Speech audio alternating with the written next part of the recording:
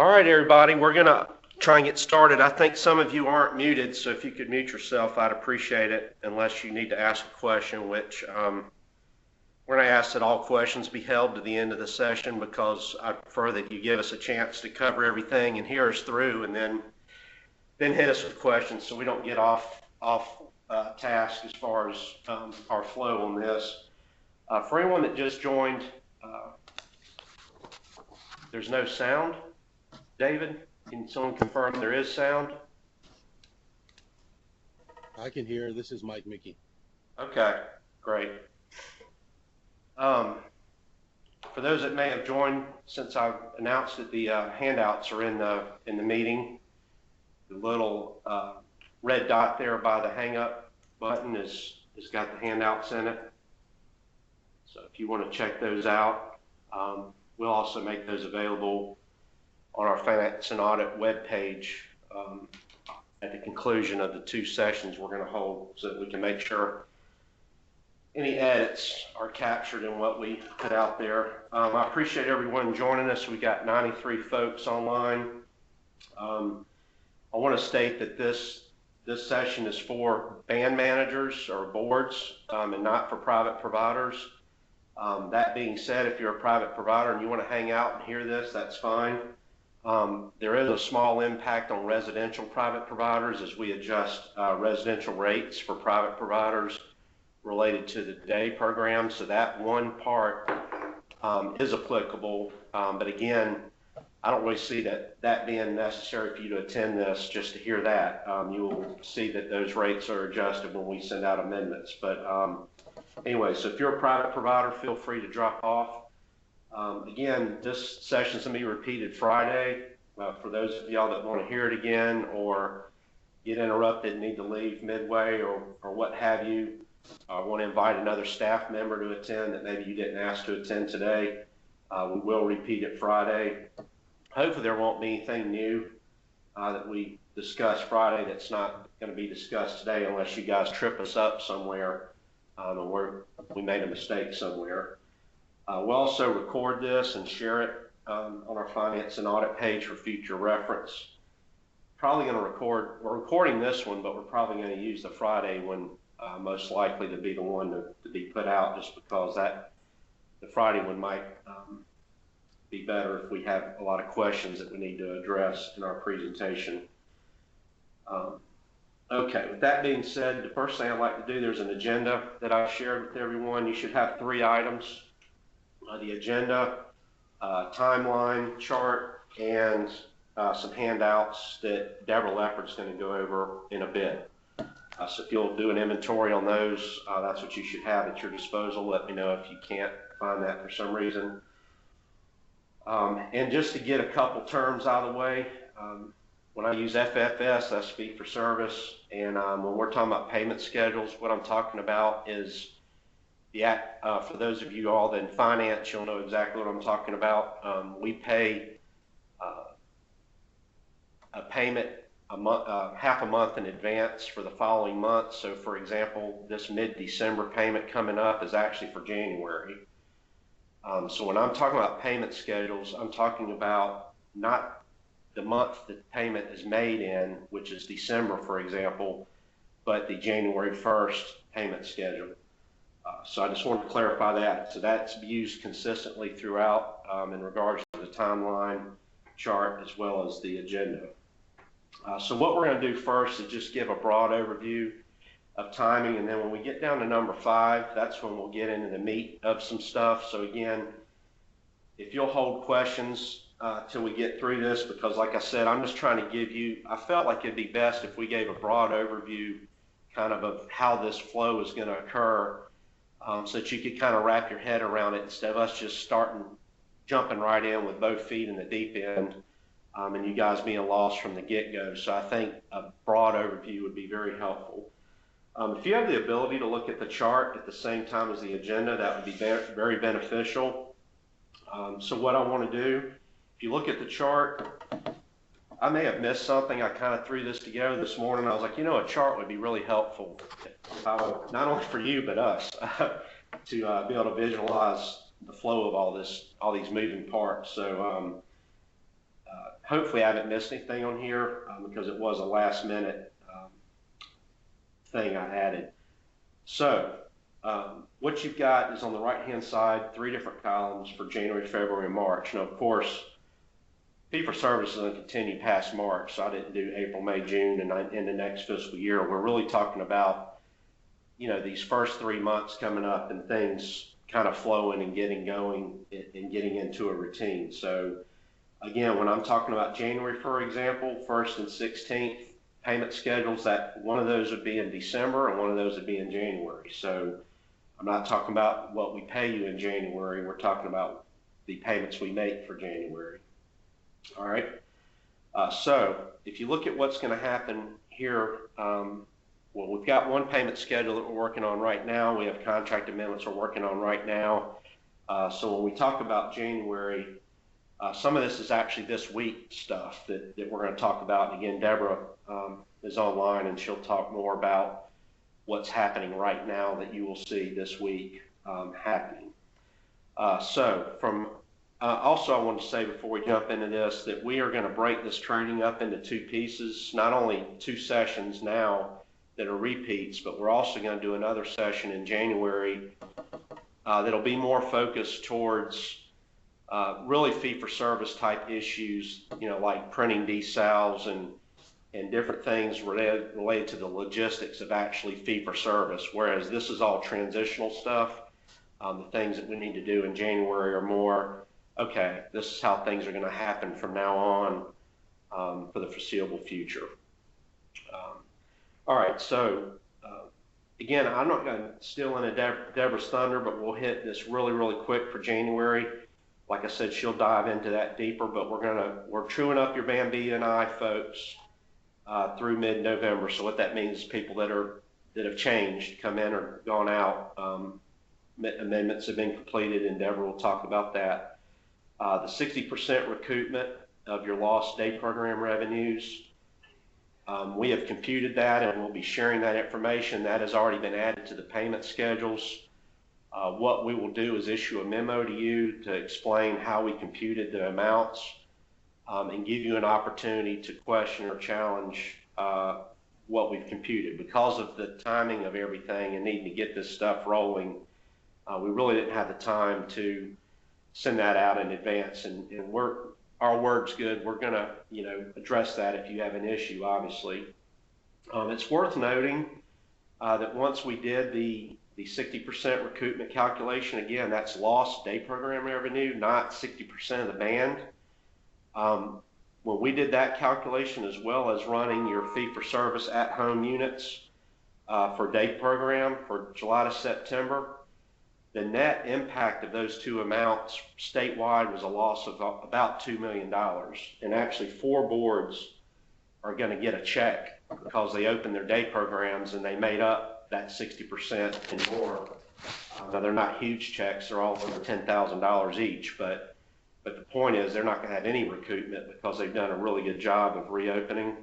And so it's worth noting that when we net that out, we're talking recouping 7.2% of your band. So I know there's a lot of folks that want to know how FMAP's being used. We would not have the luxury to do this the way we're doing it if it were not for our FMAP that we're receiving. So I continue to hear the mantra and the comment that there's been no FMAP.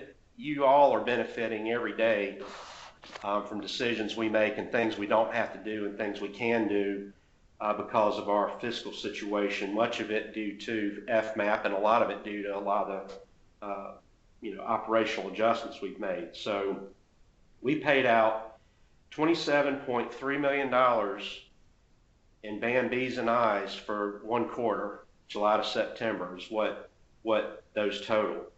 We're talking about pulling back less than $2 million. So 7.2% of the band.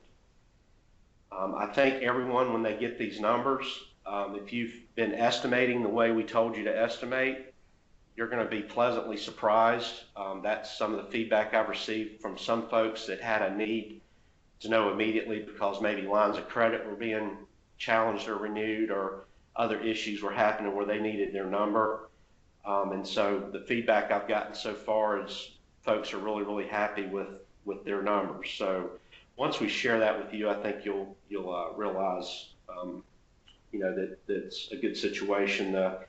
The structure that we put forth before the commission and that they approved, the way we did this. So the other point I'll make is, I have to rely a lot on Ben Orner to pull stuff for me, and he had pulled a lot of data for me, and he was on vacation a little bit last week and this week.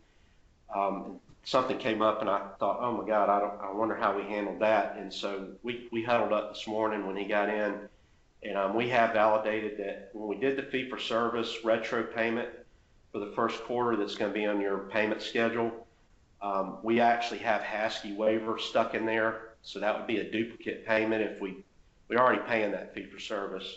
But it's only $31,000 for the entire quarter for 6 providers. So we're not talking about a lot of money. So we'll have to make that adjustment on the next quarterly. We'll true that up when we do the second quarter, or October to December recoupment and fee-for-service, and we'll also make sure that the Haskell waiver units are not stuck in there for that quarter. So in January, again, credit reports pretty much are going away. You'll have just the numbers we've run, there's very small credit reports that you'll still get hit for your residential consumers because they're still in bands. And that is the last credit report that came from you was September's that was taken in December, and then October's credit report is going to be split into 2. If you look at the finance manual, for y'all to have access to that, Chapter 10, 10.18, number 3, in the SERB finance manual says that, the January payment schedule is going to use October's credit report. So that credit report is split. And so again, when we go into January's training, we're going to talk about how to run your credit reports, how to run your Medicare Part D. We'll talk about the revised finance manual and all that stuff at that time. And then on February, we didn't have time. Again, there was a lot of data flying around, and we really didn't have time to get the fee-for-service for job coach or support employment finalized. One of the issues we're having is we literally have 3 different rates for this service line.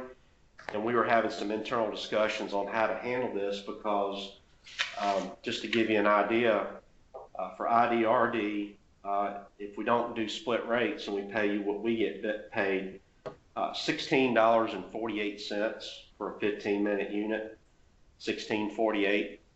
CS waiver is $21.95 for 15 minutes, and Haskell waiver is $5.11 for 15 minutes. So as you can see, we talk in our commission meetings all the time about we have revenue issues. That's one of the examples of where really Haskell waiver has been neglected by folks in my position in making sure those rates have kept up. For example, also for day program, we get $31.29 a half day for CS and IDRD, but only $19.64 for Haskell. So, if we pass through those rates to you guys, I don't think you'll be very happy that we send you those rates. So we're, having conversations here, just to make sure that we do this properly and fairly. So when we run the fee-for-service, I ran the units for fee-for-service total for support employment. We're talking about $500,000 for the whole first quarter. But when you look down into that, the vast majority, or a large portion of that, is private providers who are already fee-for-service. So we've got to go through and take out all the private provider activity and compute that. So we're talking significantly less than $500,000 we owe you guys as a whole for support employment. But that is sitting out there, and we'll get that paid in February. Ben and again, we're talking this morning about how to get that data teased out so that we could do that. Also, so as we get out of the fee-for-service rate split issue, residential folks, now I'm not talking about ICF here. ICF is a different bird, but all your non-ICF residential placements have a day component built into the band. And so I've already gone in and recomputed what those rates will be, bumping it from $27.50 to $31.29 based on how many slots, how many of those people attend day program, and it varies by band. So for example, folks in SLP1 attend day program a lot less than folks in CRCF. So we've gone back and recomputed that. We're not at a point yet to release those numbers. We're still doing some testing internally, but those will also be issued as an amendment and retro back to July 1. Those figures are included in the option 1 gap analysis where we did the retro day program fee for service estimation. That's not only at home folks, but also residential folks. So it's two pieces, and the January payment that I just went over is one piece of it for 1 quarter, and then you'll get the second quarter of that in a little bit. I'll go over that, and then you're also going to get the residential component. Now for ICFs, getting out of that split rate, again, that's about $700,000 statewide. I've computed that rate as well, and it will be band T, I think, is the band for that. And we will also do a retro amendment for that and payment for that increase. Starting in February as well, we have worked with our regional fiscal agents to ensure that they can split their payrolls. So thank you to Charles Lee and Jasper if you're on the line, because that is a lot of extra work for them to do for us.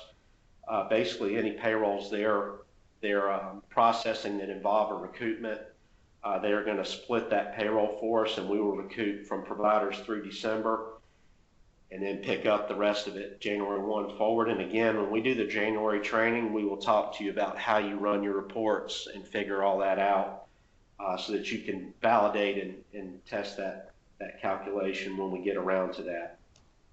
Also in February, we will remove all the band Bs and Is, and I'm going to let Deborah talk about that again here in a little bit, so I'm not going to spend any time on that, just to mention it. Same with item F. We're going to issue a slate of new contracts. One's a new contract and 2 are contract revisions. She'll go over that as well.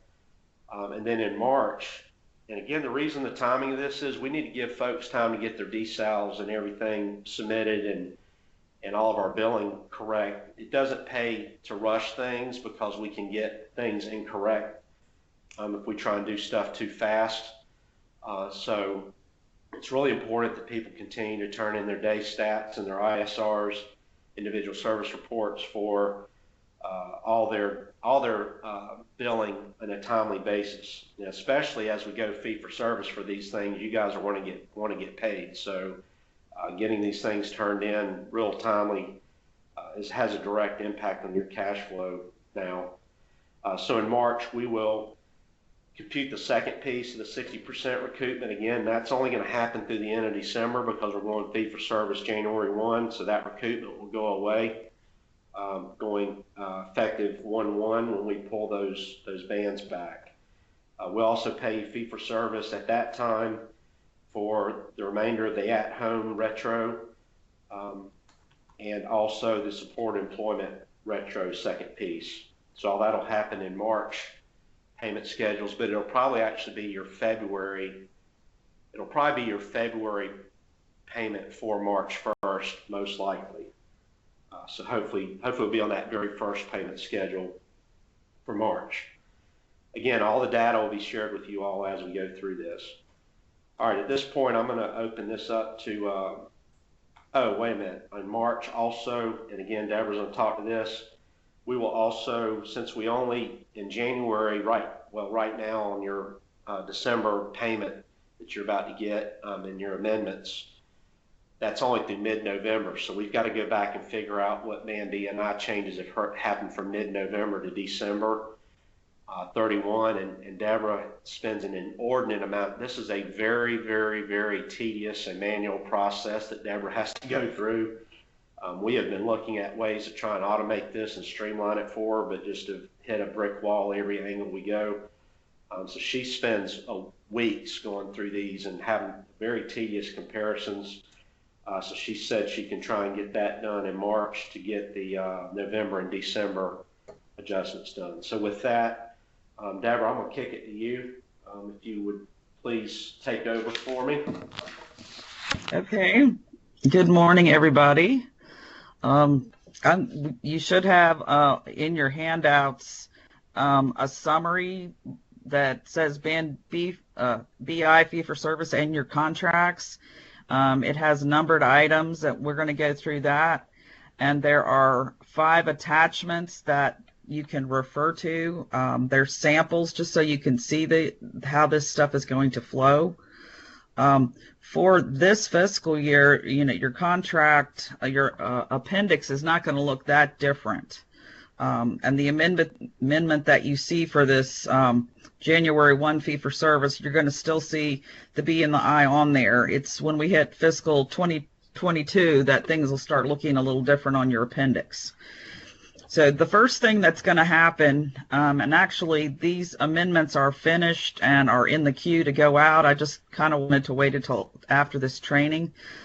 You're going to see an amendment for the B's and the I's, like Chris referenced. It's a reconciliation for this fiscal year for any people that came in or out or transferred from July 1st all the way through about the middle of November. The funding amounts that you'll see on these amendments are for the entire fiscal year, which is a little bit deceptive, but that's the way I had to do it. I had to pay you on paper for the whole year so that we could take everything nice and cleanly on January 1st. Those amendments, like I said, they will be coming out and tomorrow via DocuSign, and you will see attachments that have the names of all the people you're getting paid for or that are leaving. But that will get us trued up, and that's the number that I will use for the January 1 changes. So what you see on your appendix that you get in this amendment, if you see that you have 100 Band Bs and 90 Band Is, that's the number I'm going to use for the January 1. As Chris mentioned, there's going to be about 6 weeks of people coming and going in the B's and the I's. I have to wait till after December 31st to make sure we've picked up everybody, and that will be handled in a subsequent amendment after the fee-for-service conversion amendment. And what you will see in that amendment is you'll see if you got a new Band B on December 1st, I will pay you for those 31 days. So you won't actually get a B, you'll just get the money for that time period. Hopefully that makes sense. And that'll be for anything that happened, pluses and minuses from July through December. Okay, for January 1st, I kind of did a mock-up that kind of flows through all these attachments so you can see how it's going to look. The Band B and I slots, like I said, if you had 100 Bs and 90 Is, as on that January 1 amendment, you're going to have 0 Bs and 0 Is. They'll be taken down to 0, as will all the minimum required units, day units for those slots. You will still see funding in those areas because that's the money that's left there for the first part of the year. And that B and I section will stay on that appendix until the end of this fiscal year. The dollar amounts that will be taken for each B and I will be taking back 181 days. As of December 31st, 184 calendar days have been provided, and there's 181 days left in the year. So on your attachment, you can see how that breaks out and the math. The Band B divided by 365 times 181, that's what we're taking back for the B and the I there. It's pretty simple math. Those amounts will be multiplied by the number of Band Bs and Is that you have on your amendment that you're getting this week, and that will be the amount you see taken from the capitated contract. And on your attachment B, it shows a breakdown just like you get on your amendments. This amendment will look just like any other amendments, just a much larger amount, but it's the same process. So you should be able to follow that pretty easily. The at-home adult day, we had broken those out at the beginning of this fiscal year, so you had your residential and your at-home separate. The at-home folks are going to be reduced down to 0. And we're also going to remove all those minimum units. This is being removed since we're paying that fee-for-service for at-home day program effective July 1. And it's related to the 60% that Chris discussed earlier. The only day attendance requirement that you're going to have left, it will be residential, and it will most likely be increasing for next fiscal year based on historical residential attendance. But for now, for this fiscal year, you're just going to see that residential component left out there. Your Band B outliers will be reduced also effective January 1st using that same 180-day one proration. So you'll see some of you have already, on this amendment I'm sending right now, some of you will see a few Band B outlier adjustments that we had already done back to July 1st. So a couple of you may see those outliers going away. The rest of you will have half of it, or 181 days of it, taken, and you'll see that on your appendix. You'll see the changes down at the bottom under the outliers, and you'll see the changes at the top under the Band B outliers. All the names are listed on your appendix, so you should be able to follow that pretty easily about what exactly we're taking back and who we're taking back for. Next fiscal year, there will be no Band B outliers. This year, you're still going to have part of the year out there for most of those consumers. And that change will be made in CDSS so that you can see the annualized amount reduced in CDSS. We will be issuing an amendment to your capitated contract that's going to remove the at-home waiver services for HASCII, IDRD, and CS. That amendment will read just like any other amendment you get, showing the wording changes. I'll have everything highlighted for you so you can follow it really easily. And then we'll be issuing a non-capitated contract that will basically cover you providing these at-home services. It'll be similar to those contracts that you get for like the state-funded community sports, but this will be a non-capitated format, and so we're pulling that out of the capitated and moving it into its own separate contract. So you'll have another contract, another contract number. Hopefully we'll get those out pretty quickly at the beginning of 2021. Chris mentioned too, the residential bands will be increased and will be retroed back to July 1st. Those rates are going to reflect that pass-through for ICF and the day program increases.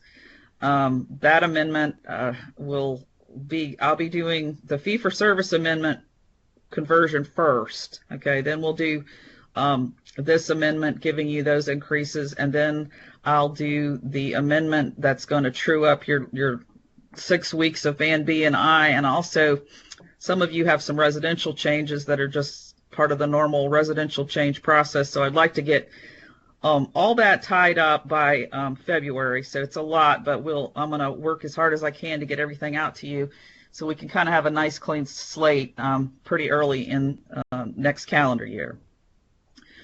Unfortunately for me, the Band B and I consumers will still be tracked by DDSN internally.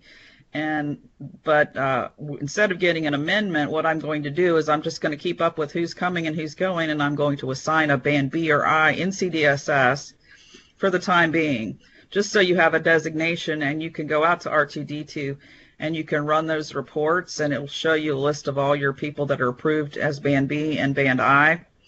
So until you hear differently, that's kind of how we're going to stay on top of this.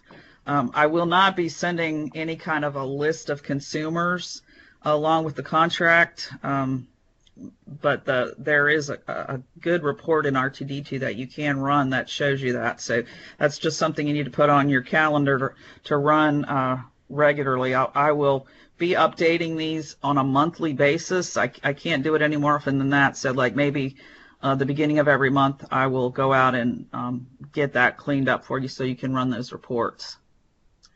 Yeah, and that's another example of something we'll be talking about in January, is how to run these reports as well. So they're really pretty easy once you know where to look for them.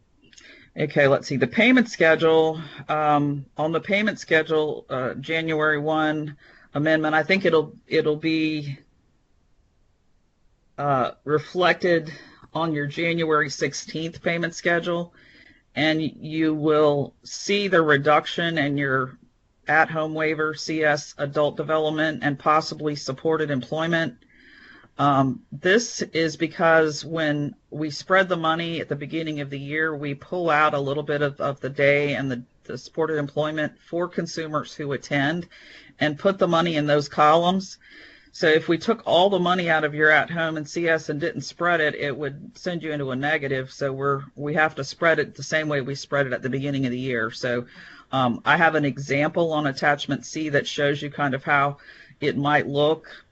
It's all going to tie back to your total on your appendix. Your total loss will be reflected on that attachment, that payment breakdown. And then we have a sample payment schedule and a summary payment schedule that kind of shows how this fake provider that we were doing, to show you an example here, how it would break down for them. We're not going to take it all out in one check. We're going to spread it. We'll do one catch-up payment so that you will see a double on the first one, and then everything else will be spread evenly throughout the year. So it'll look just like any other amendment that's reduced on your payment throughout the year. On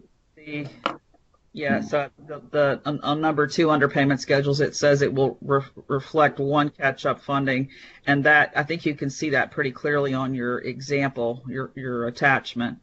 And then beginning in beginning July of 2021, which will be fiscal 22, there's not going to be any funding listed under at home or CS, so that those columns will go away.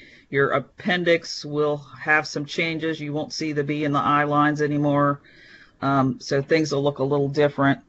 But for this year, you still have them out there because we still have money that's been out there.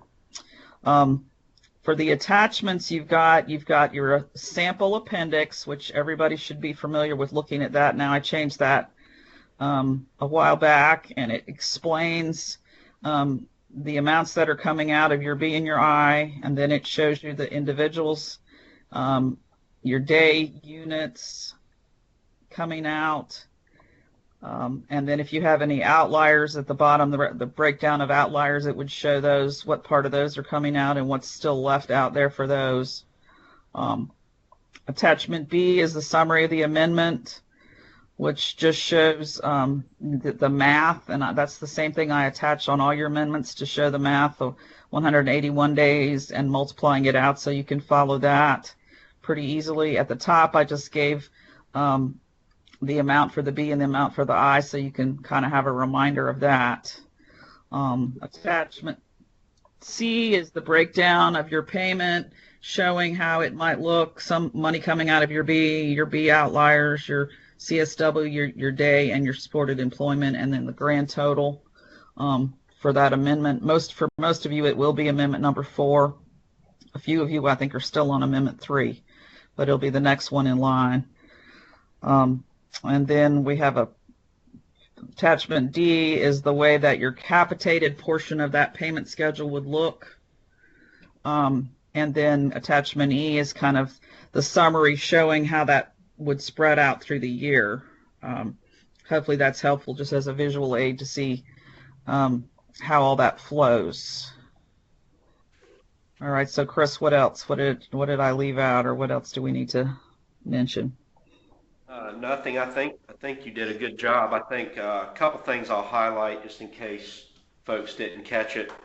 Under item 5, under B&I, fee for service in your contracts, not only will we be adjusting outliers using the 181 days, but we'll also do a settlement of those later in the fiscal year using true W-9 paid claims data to give additional dollars or take dollars like we've been doing thus far during the fiscal year. So that will be funded band B outliers that we will be adjusting to true those up also. And I think I missed that on my table, actually. Need to add that. And then also Deborah did hit this, but I just want to reiterate it.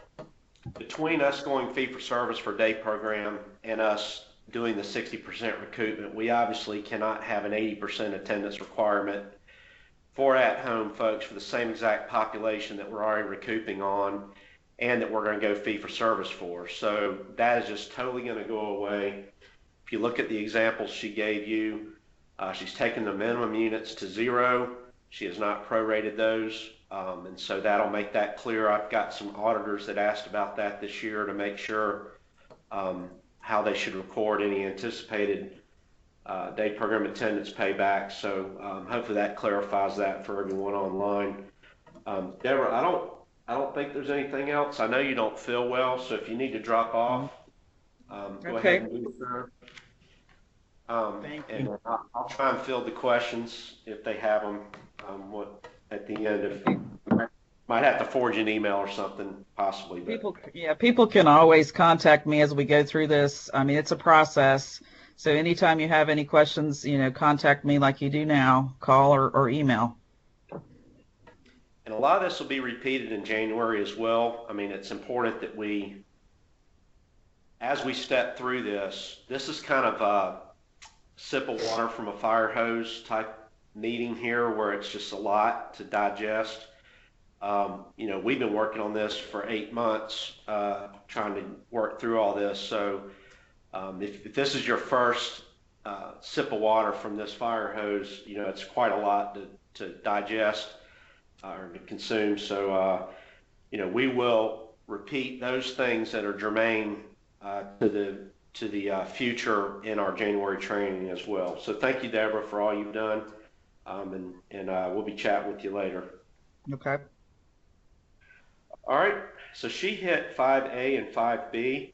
5C, again, with waiver credit reports. We will go over this in January training, but basically IT has already added the ability to separate the credit report between residential and non-residential folks, and so that's what we're using here to split that credit report, but that'll allow you to still run your credit reports any way you need to run them. And again, we'll have screenshots and updated finance manual and all that for you at our January session. Medicare Part D, that has been split also into residential and non-residential. Again, that's because you're managing the bands for folks in residential still, so that's part of the expense that's always been borne by boards, financial managers. So that will continue, but it's being split based on their status, and that's one reason we have to track these B's and I's still, is to be able to separate this type of stuff. Also, the regional fiscal agent payrolls versus you keeping this stuff locally. Some boards are asking about moving to the regions. We need to assess our capacity at these two boards. They're not bottomless pits of capacity. They've got staffing limits and things of their own.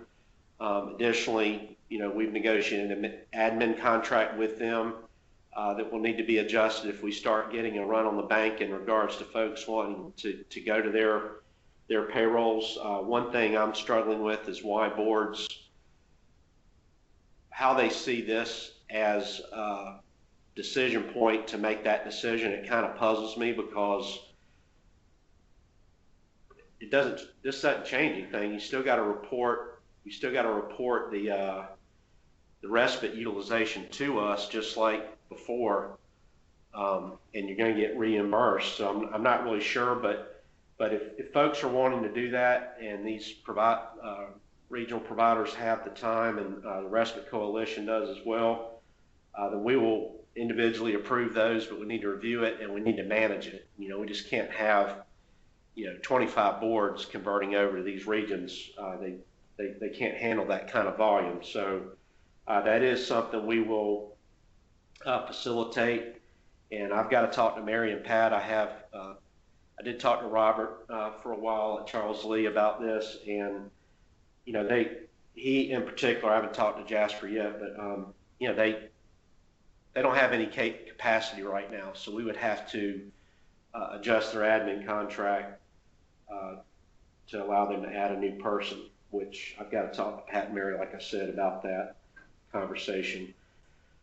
Board build services, this will be training as well in January, where we will go over basically how you will go about getting funds from us for those items that the board is still paying through their respite payroll, their board payroll, or through accounts payable.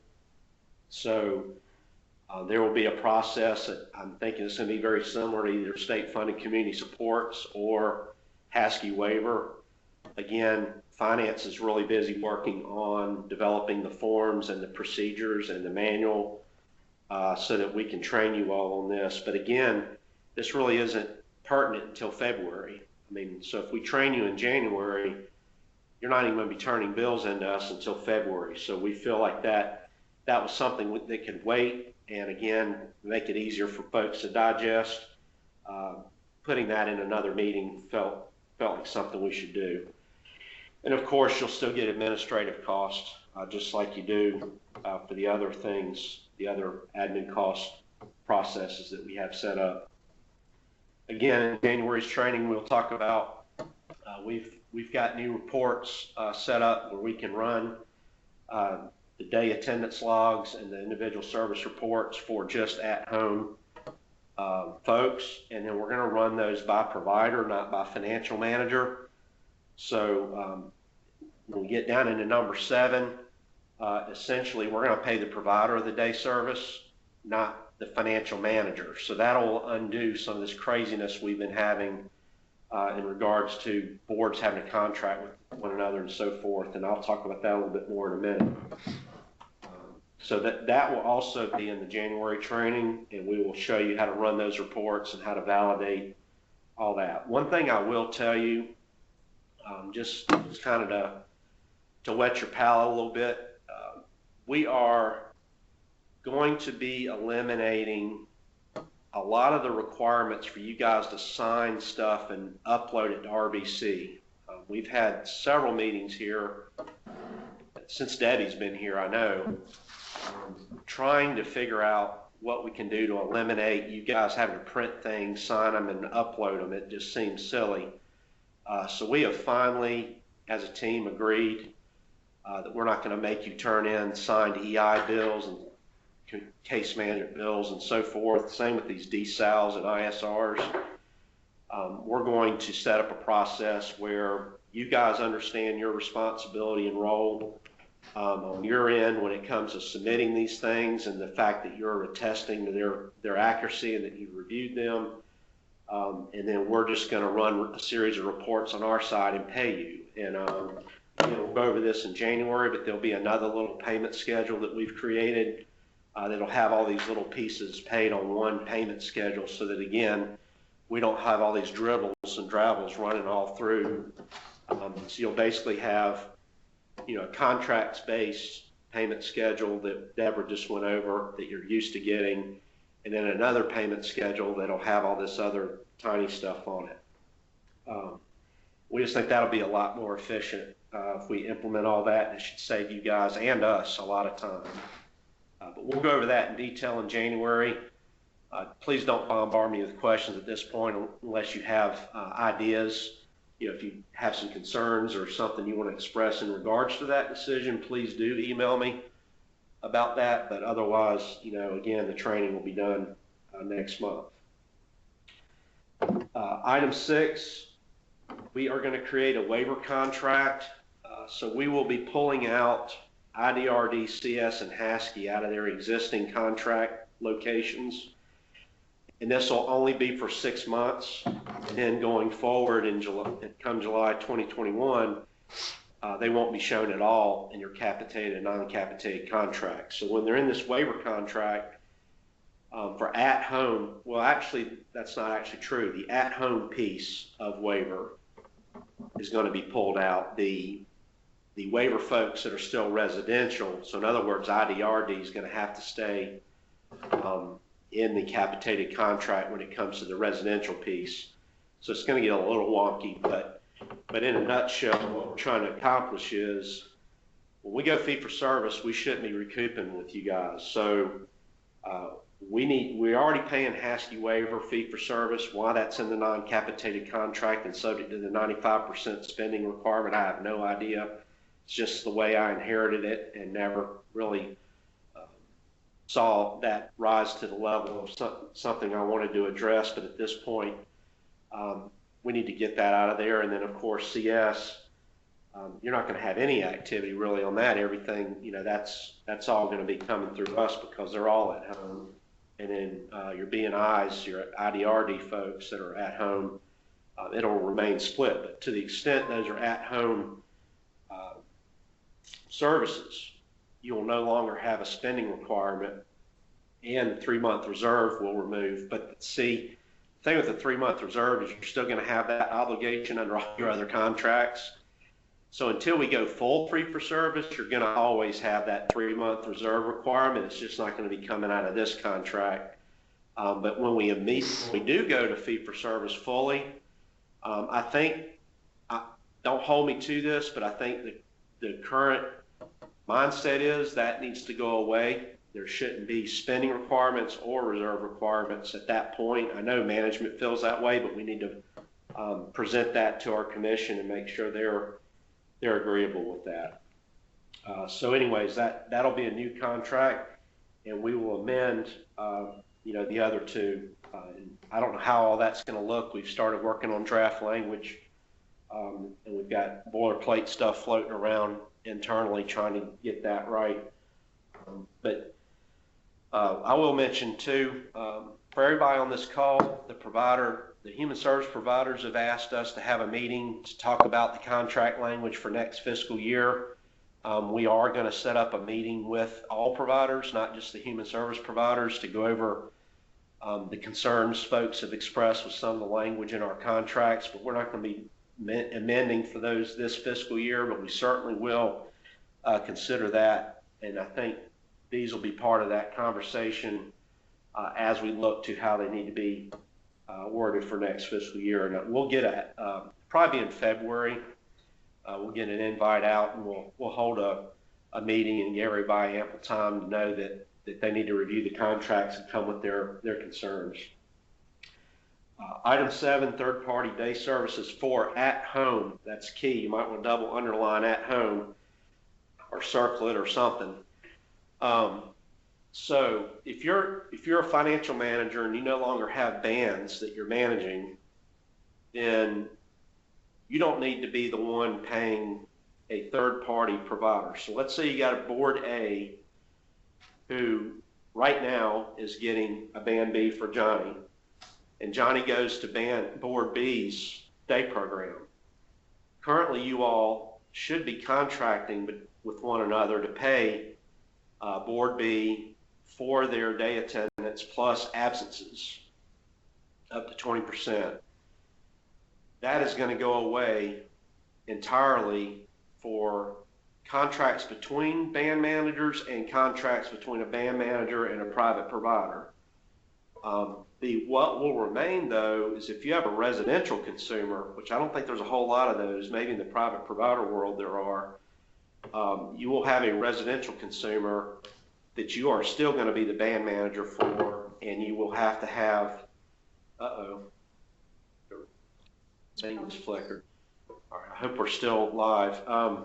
You'll still have to have that arrangement, and again, in January, we will talk more about this, but what your rate needs to be changed to 31.29 and the attendance component removed.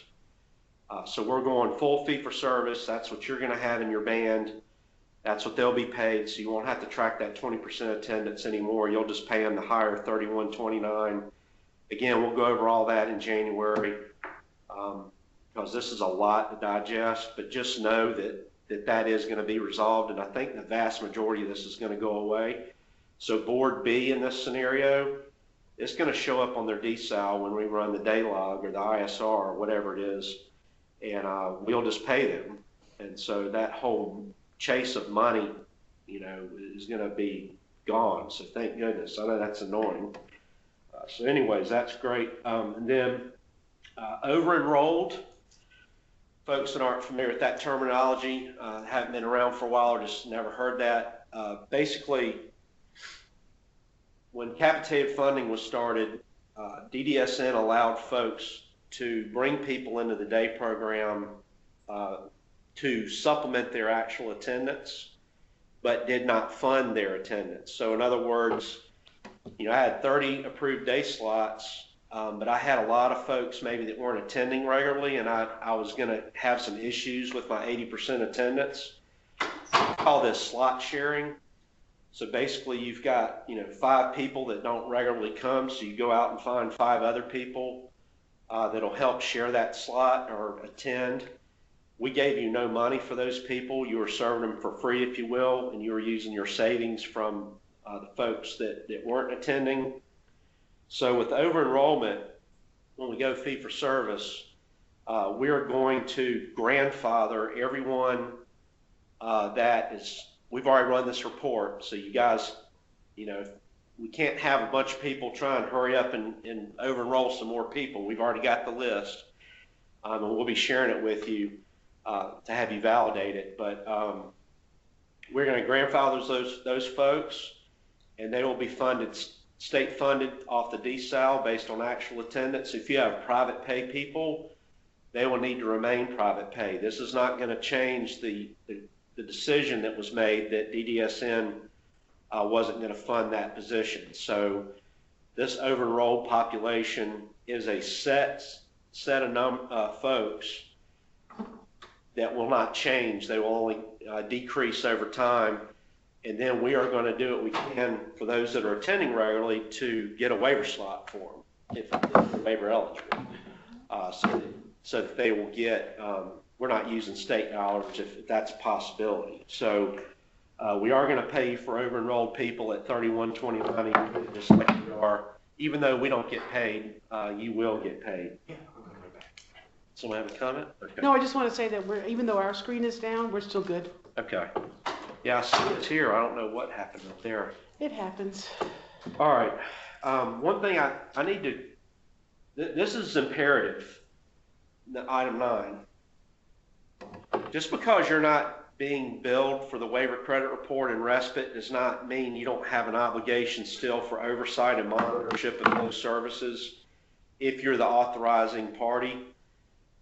So, we will be doing some things here to look at these things, but ultimately, let's say the service didn't get delivered or there's some issue with it, you're still going to be subject to recoupment, even though you didn't get the band. We paid you fee for service for a service.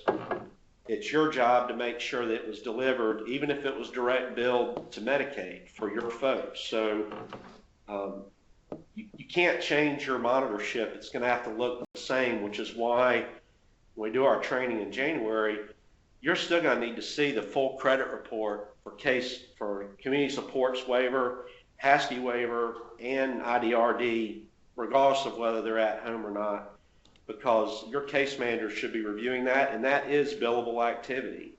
For you all that aren't using your case managers to, you can run those by case manager, I believe, and share those, and that is part of your monitorship, and it's billable activities that help you get your billing up for case management. So it doesn't cost you anything to do that, and you get paid to do it. So, and you can lose a lot of money if you're not doing it, and there's an error. So you just make sure that just because you're not being held responsible for that through a recoupment, that you think somehow you're off the hook for review. Item 10, we are in the process of doing our acuity review for residential bands. We have started getting some trickles in of those. So please jump on that. That is urgent. That's something we need to really get on. Mary, I don't know if you want to speak to that real quick. I would like to speak to that. Right now, what I'm seeing is that we have to go back and remember what the word swap means. Okay, we have got I've got a couple of requests in here, and they were all band increases. They're requests for band H's. If you don't have a G to swap with them, don't want to see them yet. That's step 2. And I really think that you need to look long and hard at the folks that you serve, and this is the honor system. I mean, we're going to go in, eventually all these folks are going to have to go through assessments when we get down the road. It'd be very smart of us to have them where they're supposed to be now. So now's the time to swap those bands. So if you're giving me a request for an H band from a G, then I should be seeing a corresponding swap from a person who needs to go from an H to a G. So let's remember what the word swap means. If all you're going to do is ask for band increases, then that's step 2. That is not step 1. Okay? Thank you. So everybody should have received those forms. If you have not received the forms to fill out, please email me and we will get them to you. So please jump on that. And item 11, again, this is a January topic that we'll go over, but we are working here to land on what our loan/advance rules are going to be. It's not going to be a free-for-all that we'll just give you whatever you ask for. There's going to be some analysis and some parameters set around it, including if you want a loan or need a loan or advance, you're going to have a mandatory operational review by our fiscal team, just because we need to make sure that you're operating in the most efficient manner possible. And of course, when we've issued these letters, we kind of give you all the kitchen sink. Our goal is to provide so many ideas that you can pick and choose those that make the most sense.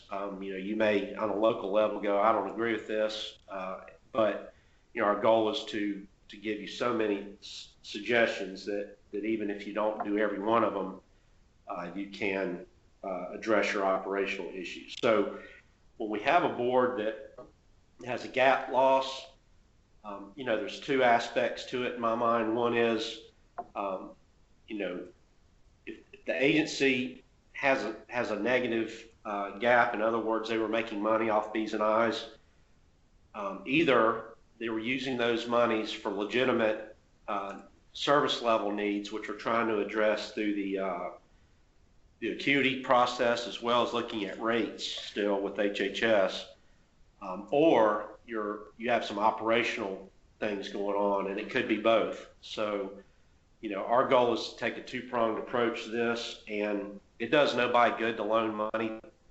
It's like a payday loan. It's a cycle. So if you're going to borrow money but then not fix your operations, you're just going to keep coming back for more and more. And I can tell you DDSN is not going to be willing to continue that type of approach. It's not. Again, we've actually got some rules we have to comply with loaning money to providers.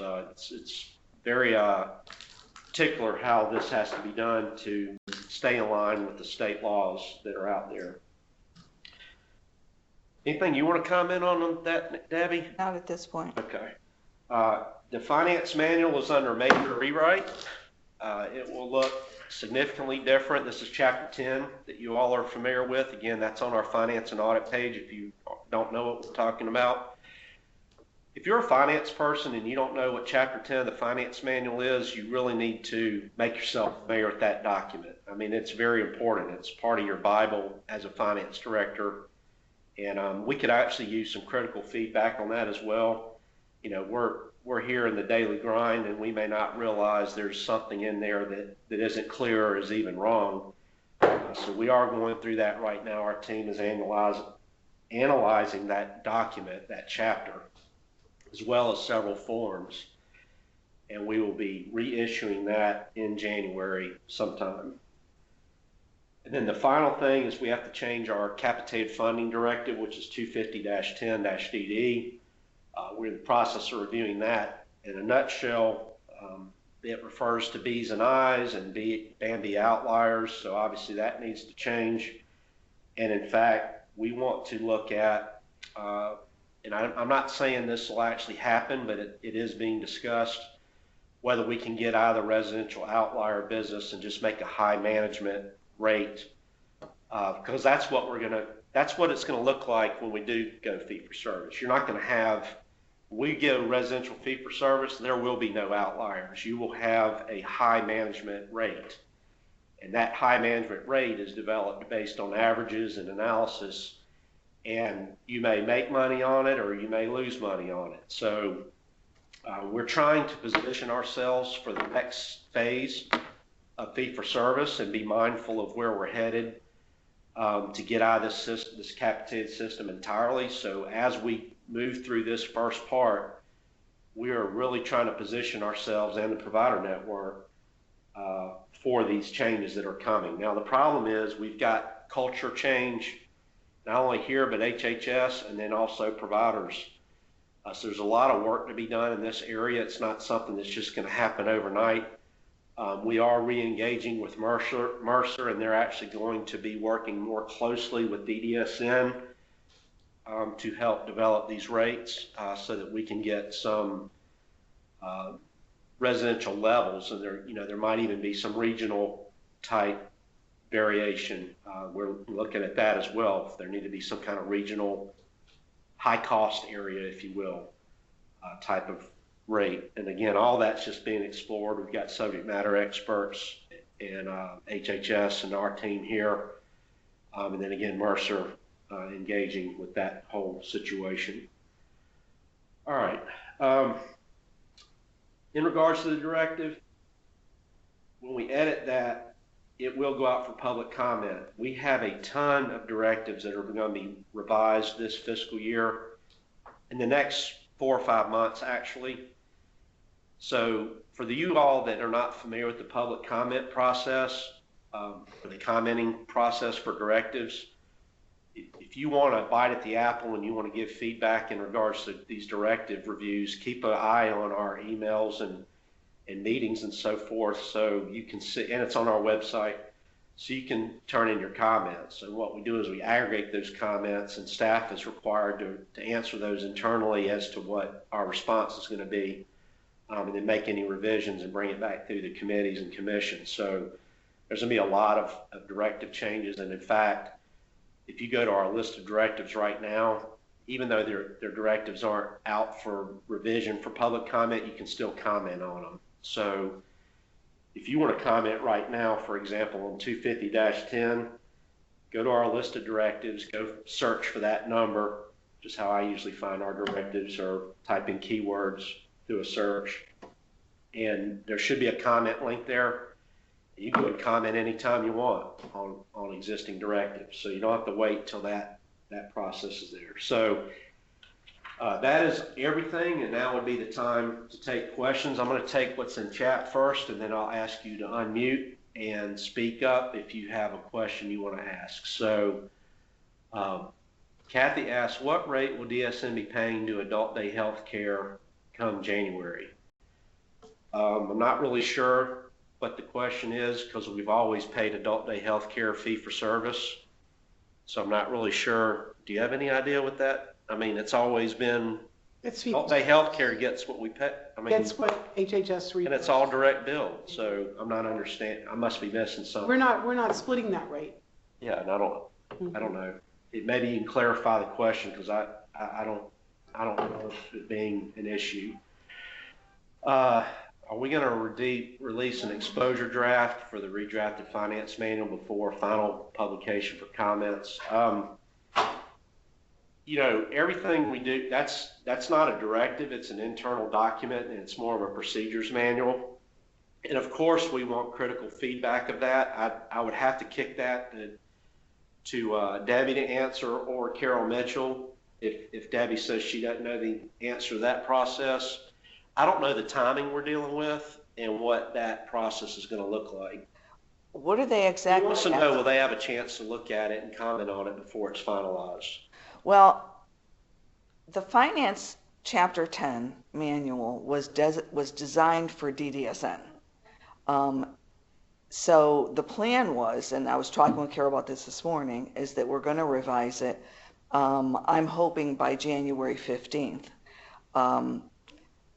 The thought to put it out for public comment was really not ever talked about in the past, because it was an internal document for DDSN. I mean, I think the answer is we're open to critical feedback on any document we issue at any time. It's not written in stone. It can be revised. It's a procedural manual. I think we kick it out. We can make it clear, fine. I don't know if we'll any feedback's good, and I think it Yeah. certainly is positive. They'll devote the time to Yeah. listen to the feedback for sure. Well, and it goes to my point earlier is, you know, if you get the finance manual, I made the comment that we're in the weeds here. So as we look at stuff, things may change and we don't even realize that the finance manual needs to be updated. So every day you can comment on, hey, I was looking at the finance manual 10.18 and this doesn't make any sense. I don't think it's right. Can you guys look at it? And so we're always open to that type of feedback. So whether it's released in draft form or anything like that, I can't say that we'll have the time to do that. We'll certainly edit it if it's not clear. Anything else on that? No. Okay. Can you please email the attachments out? I'm having issues. Sure. Well, what I stated is we're going to put it on the finance and audit resources page, so I don't intend to email it. I will throw it out there for you guys to access in that manner. Adult day health care is in their bans. Well, not effective January 1st. Effective January 1st, we are paying all the direct billed adult day health care. And if they are I'm not aware of any adult day health care being board billed. No, Not in. it isn't. It's only direct. So, I mean, you're not going to have a credit report anymore for B's and I's. So we're picking up all that. So again, the only thing you should be paying still for B's and I's on your end is day program and job coach. We're going to pay you that fee for service. And then if you have your own fiscal agent payroll for respite, or if you pay an assisted tech or something out of your payables, that's the only thing you're going to have coming out of your. They can have a residential person that's going to an adult day health care, so maybe they're referring to the residential piece. All right, that's not a band B or I. No, it is not. So it's exactly The same, it's not changing. right. Okay.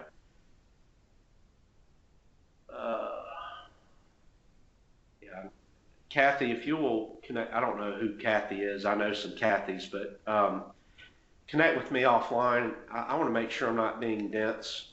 So if you will email me separately or call me after this meeting, which actually I'm not going to be available probably until Friday with my schedule, but let me know and I'll follow up with you. And if we've overlooked something, we'll certainly clarify that.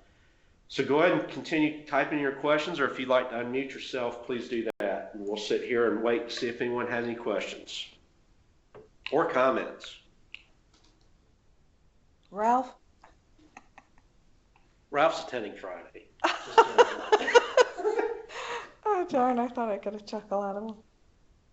Anyone out there, are you having trouble unmuting yourself? If you are, chat in the box that you can't unmute yourself, and I'll see if I can unmute you.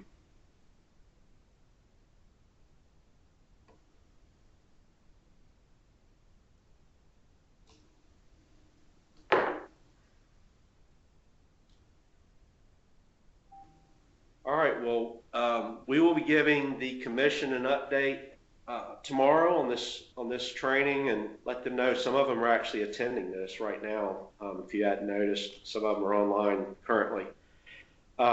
Give them an update on this, and Friday we will do it again. It appears to me, unless this ADHC issue is really an issue, that our existing handouts and documents we've given you are solid. So we will basically do an entire repeat of this session Friday. If you want to hear it again, feel free to attend.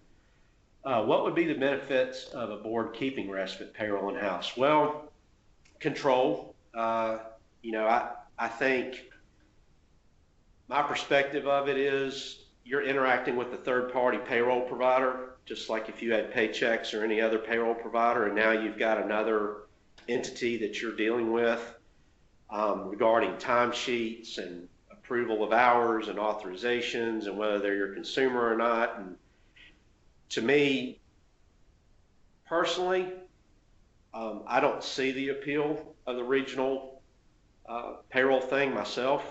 I prefer to have that in-house if it were my choice. It's not that big of a deal to do a respite payroll and remit the taxes. Usually it's a monthly tax depositor, and 941s and all that comes straight out of your system and are fairly simple. So I think the only advantage that might be there, if you want to flip that, would be if Charles Lee and Jasper are reporting the unit utilization to us, you may not have to report that utilization, but I'm gonna kick that to you. I'd like to answer is that that how? question. Yeah, go ahead. Having worked at the board and having worked at DDSN, for me, it's all about customer service. When you have 60, 70, 100 individuals that are receiving respite, they're now dealing with a third party that they don't know. That was significant for me when I was in Anderson. I dealt with those respite individuals, the caregivers, on a constant basis, and it becomes far more difficult and less customer service oriented when it goes to a third party. I myself, if I was at a board, I would want it back for that specific reason, that they feel they have a person that understands them, that knows them, that they can talk to. When you go to a third party, and I'm not in any way saying that they're not getting that from Jasper or Charles Lee, but when you go from dealing with 60, 70 people to dealing with 1,500, it's significantly different. And you can give a one-on-one response to somebody when they're your own, and you know them. You know the families at this point. I think it's logistics. I don't see the time savings. I don't know if you, after that change, if you felt like it. Anderson at the time had about 65 to 70 individuals. And the person that did payroll did that also. And it usually took them between, I would say, 2 and 4 hours a pay period in which to process. And we had everything set up. Everything was set up on Excel spreadsheets so that we could determine whether they were trying to submit more than what their authorized units were. I felt like we had complete control over that. On the other side of the coin, as a board, it's almost, when you get overwhelmed and a lot's going on, it's almost easy to say respite is one thing I don't want to worry about. And that's where I see the influx of wanting to go to a third-party provider, because you can go, and I don't have to worry about it anymore. I don't agree with. You don't agree with what I just said? Well, no, I agree with everything you said. I don't agree that you can wipe your hands of it. I think that's the fear, is that people think out of sight, out of mind, they don't have to do anything anymore. Baloney. They're still your people. They're still your authorized units. You still have to oversee that that the service is actually being delivered, that there is no overtime being generated, that it's not going over the authorization, that you don't have a provider falsely turning in payroll records. Now you got to get with Charles Lee or Jasper and get their payroll timesheets, and there's this whole interaction between two boards now in very time-sensitive manner to review and authorize payment. Then you talk about, well, when can I download it from R2D2 to see what's been paid? There's a time lapse there. To me, personally, I'm not going regional, but folks may want to do that. And again, I'm with you. I'm not bashing Charles Lee or Jasper. They do a fabulous job, but I'm with you 100%. I would keep that in-house. I had boards that I worked with that made that decision to take it, and came to me afterwards and said, whoa, if I'd have known all this, I'd have stayed where I was. So anyways, to each their own. We're not trying to tell you what to do. I just think logistically, and I think there's a false sense of the time savings that's there. And I think back to customer service, that's a very valuable point you made there. Let's see. on Bambi and I, are they calculated 260 days or 365 days? Well, if you look at the handout, Betty, that Deborah gave us, it's a 365 day.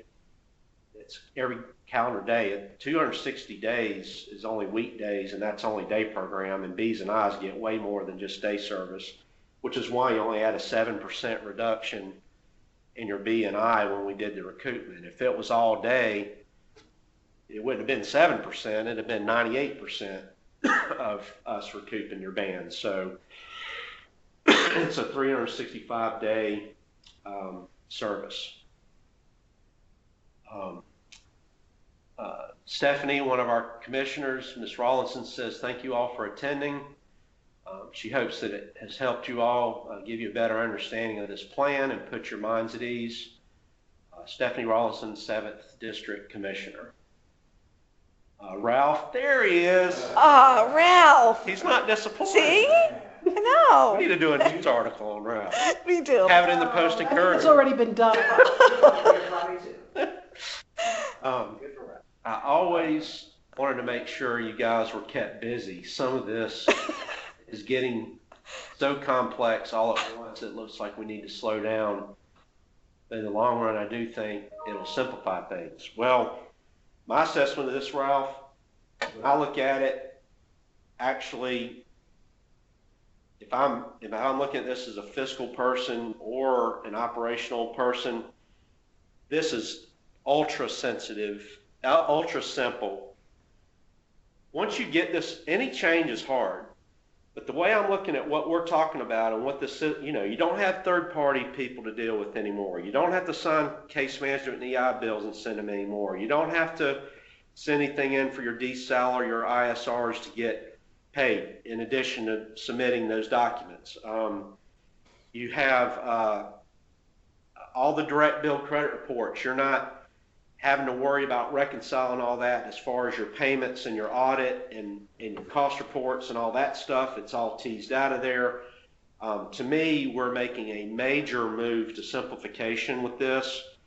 I think because it's brand new, it seems very stressful, which I don't disagree with, actually. But I think come March, April, May, providers are going to look at this and go, wow, if we move residential this way too, this is going to be so much easier. Ralph, when I looked at it, the way I processed it was, we have the fee-for-service change, but as the complexity is, we're doing the day recoupment, and we're doing the retroactive rate increase. So we're doing three things at once. So I do see the January, February being a little bit more complex, but when you get into March, those second and third components are gone, and then you're back to what Chris said, which is, I think, a much simpler world for the fiscal people. But I do believe the next 2 months is going to have a few extra wheels turning.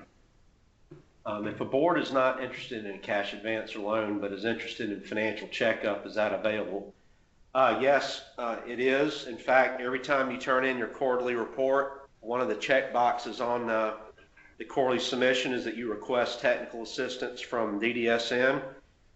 If you check that box, you'll get a call from us, and you don't have to wait to do your quarterly. I'm not saying you can't request it otherwise, but that availability to us is there every single day. And quarterly, you get a chance to let us know you need to talk to the internal audit, you need to talk to us, what have you. So yes, most definitely. Now, one thing I will say is if you're one of the boards that's not struggling right now, you're probably going to go down on our priority list. We got 9 boards that we really, really are concerned about that we need to help first. And then we will certainly prioritize your agency, if you're not one of them, as quickly as we can. Can I throw out a name? Matt Coburn, who is relatively new with the agency, is going to be the ultimate individual that will be working with the boards directly for those that need assistance, and then we will farm out work that will be reported back to him, but he's going to be the catalyst at DDSN for analysis for any providers. Right. And he's already working on 2 right now. He's working on 2 right now, that's correct. All right. One downside for respite I'll share is that getting info from Jasper and Charles Lee has been like pulling teeth. just for your information for anyone to consider. Can they send me the issues that they're having at this point? This is Williamsburg. Okay. Tell Faye I'll give her a call. Follow up with Ronnie. Ronnie? Okay. I can get you her email if you want. I got it. All right. Soon, most boards won't be doing the case management monitorship for individuals on the waiver, so their hands will be free. Yes and no. I mean, I sent out a memo yesterday stating that providers can go outside their home counties with just asking basically to do so. So, yes, if you give up case management all the way around, I agree with that statement, but it appears some boards are going to try to hold on to case management and just expand their footprint, in which case, no, they can't wash their hands of it.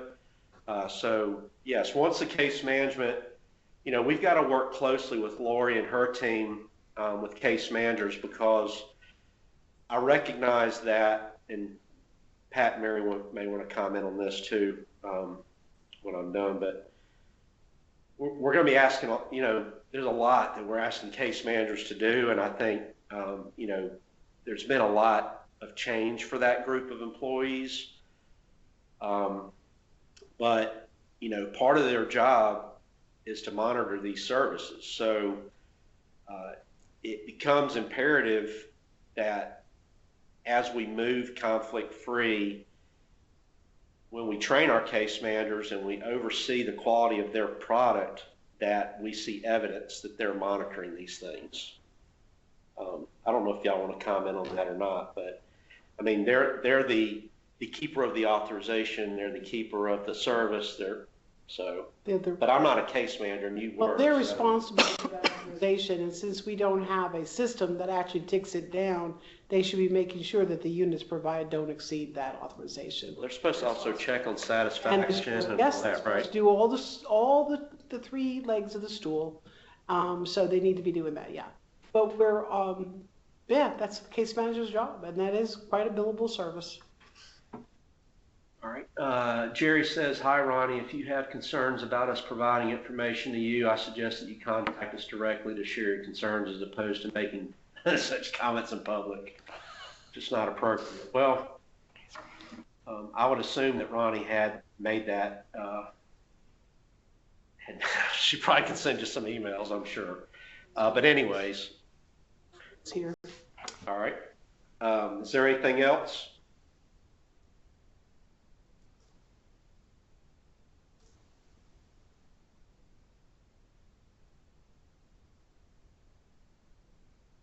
All right, well, I'm not seeing or hearing any additional questions, so we'll call this meeting to a close.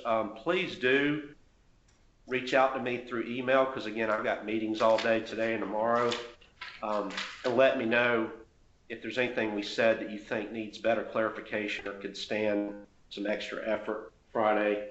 I'd appreciate it. And thank you all for attending, and strap on your seatbelt and put on your helmet. It's going to be a fun ride for the next 3 minutes. Take care. Bye. See ya.